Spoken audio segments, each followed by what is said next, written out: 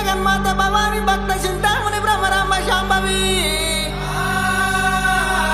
రేణుకా ఎల్లమ్మ 66 అవతారాలు వచ్చి ఏ విధంగా బయలుదేరి వస్తున్నదంటే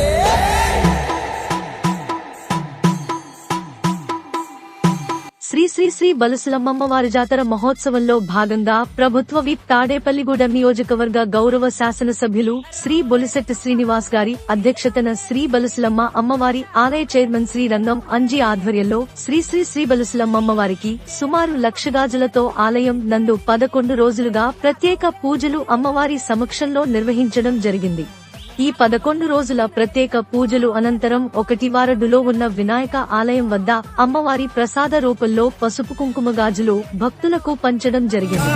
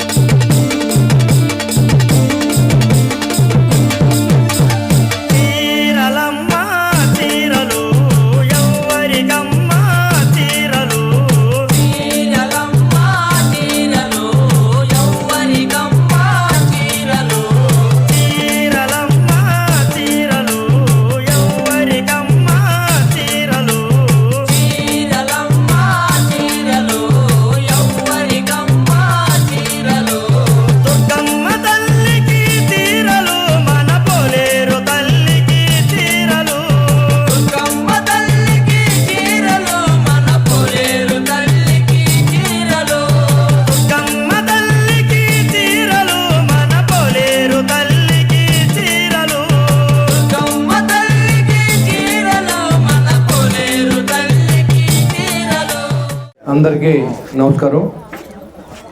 మా బలుసులమ్మ తల్లి వారి ఆశీస్సులతో 2014లో మనం జాతర జరుపుకున్నాం.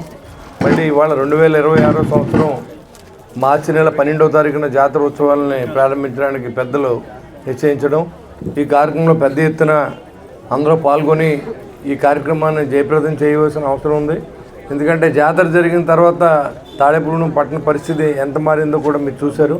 అమ్మవారి ఆశీస్సులతోనే మనం ఈ రోజు ఉన్నాం. అప్పుడు ఆ రోజు చైర్మన్ అయ్యాను, అమ్మవారి మీద ప్రగాఢ విశ్వాసం, అదేవిధంగా ఈరోజు ఎమ్మెల్యేని అయ్యాను. అదేవిధంగా అందరి జీవితాల్లో కూడా వెలుగులు నింపే అమ్మవారు. ప్రతి ఇంట్లో పెళ్లి జరిగితే మనం వెళ్ళి బలుసులమ్మ గుడికి, కానీ అలాంటి గుడిని చాలా సంవత్సరాలుగా నిర్లక్ష్యం చేశారు. 2014లో అప్పుడు మంత్రి మాణిక్యాలరావు గారు ఉండగా దానికి నేను మున్సిపల్ చైర్మన్గా ఉండగా 4 ఎకరాల భూమిని ఆ యొక్క గుడికి దేవస్థానానికి ఇచ్చి దాన్ని ఎలాగ ఏ రకంగా ఆవిడ దయతో ఆ గుడిని మనం అందరూ కట్టడం జరిగింది.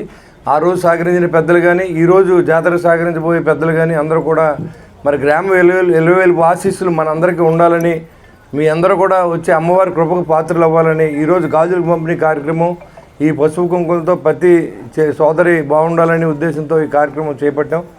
పసుపు కుంకుమ అదేవిధంగా గాజుల్ని ఇస్తారు. అవన్నీ తీసుకుని మనం రేపు రాబోయే 12వ తారీఖు అమ్మవారి జాతరకి మన పిల్లలు ఎక్కడున్నా, మన రక్త బంధువులు ఎక్కడున్న వాళ్ళందరినీ కూడా ఇక్కడికి పిలిచి ఆ రోజు పండగ.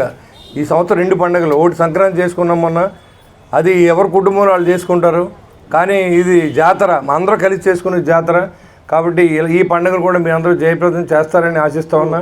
మరి ఈ అవకాశం ఇచ్చినటువంటి అంజిబాబు గారు, వాళ్ళ మిత్రులు, కమిటీ సభ్యులు, పెద్దలు, సోదరిమణులు, మీడియా మిత్రులందరూ కూడా మరొకసారి హృదయపూర్వక నమస్కారం తెలియజేసుకుంటూ, ఇది మనందరి జాతర, మనందరి పండుగ, అందరూ కలిపి చేసుకునే పండుగ.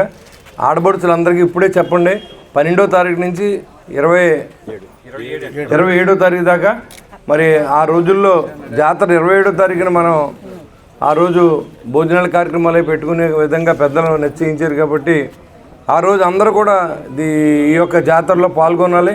తాడేపూడిలో పుట్టిన ప్రతి వ్యక్తి ఎక్కడున్నా, ఏ దేశంలో ఉన్నా మన ఊరిని, అమ్మవారిని మర్చిపోకుండా అమ్మవారిని దర్శించుకోవాల్సింది కోరుకుంటూ సెలవు తీసుకుంటాను. జై హింద్.